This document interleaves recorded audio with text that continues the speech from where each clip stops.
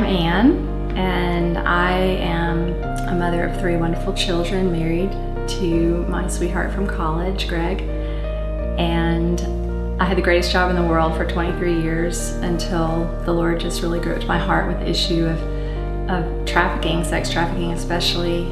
And for the last 3 years, that's really where the Lord has had me, and it's exactly where I want to be. My name's Craig, and I am married. I have 2 beautiful kids, a almost 3-year-old little girl and a 1-year-old little boy. And my name is Tina. I have 3 children, a daughter who's 11, my son is 5, and another daughter who's 2. I'm Patty, and I'm a corporate trainer, so I talk for a living and I like to be the center of attention. Yes, you do.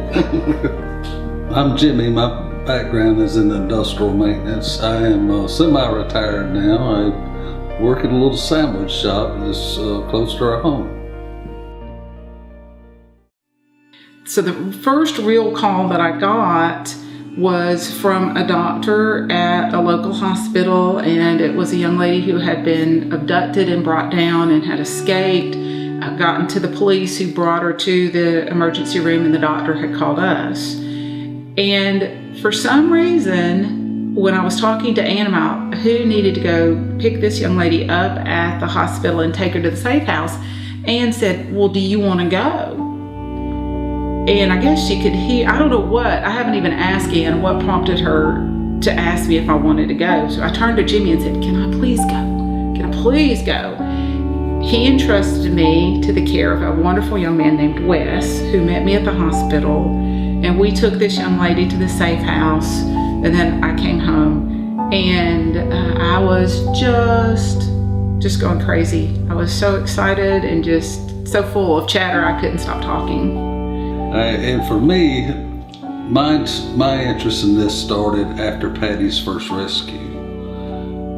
When she came back, and by the way, letting this woman leave that evening and entrusting her safety to another man that I had never met was the hardest thing I have ever done. But when she came back from this rescue, she was just so alive and so on fire.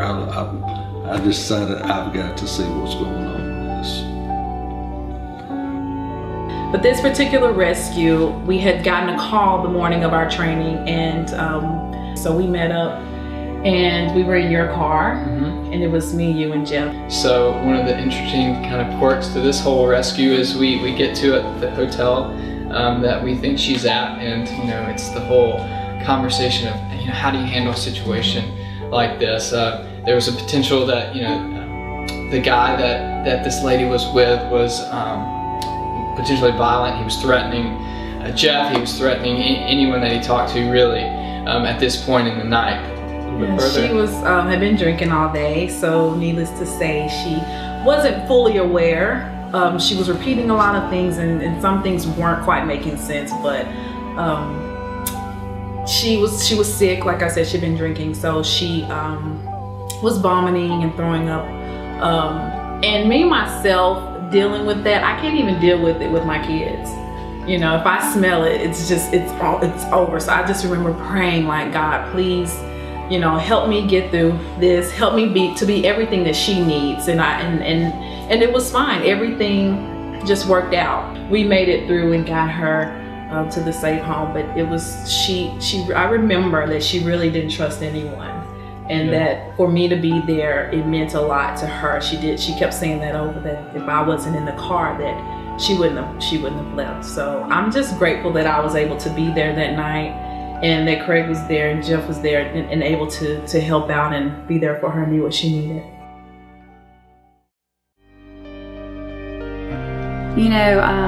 Often I have thought, what if it were my child? What would I do? And obviously I would sell everything that I had. I would be asking every single friend that I had to help me. Life is just so precious, and I can't imagine losing a child. That was probably my greatest fear when my children were younger, was that something would happen to one of them. And I work with women every single day who were neglected as children, who were lured into something like this that is, so beyond their control most of the time. They're trying to survive, kids 8, 9, 10 years old in a situation where, you know, they're the parent. They're trying to survive because of the things that are going on in their household. And here they are 18, 19, 20 years old, and things have not changed all that much, and it's really hard. And they need help. They need someone to come alongside them and show them that they can do better than this, and that God has a beautiful plan for them, and that He created them for amazing purposes. And so I think it's worth our very best efforts, and it's worth certainly, you know, as much as we can give.